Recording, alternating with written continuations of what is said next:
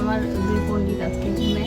এটা কিন্তু আসলে ওদের বাসা। হ্যাঁ, তো ওরা আসলে আমি দুদিন ধরে দেখতে পাচ্ছি ওরা কি করছে, ওখান থেকে নিচে নেমে এই খোপে গিয়ে ওরা বসে থাকে। আমার মনে হয় এটা একটু বাড়তি, এখানে কোনো তো আগে ছিল এখন নাই।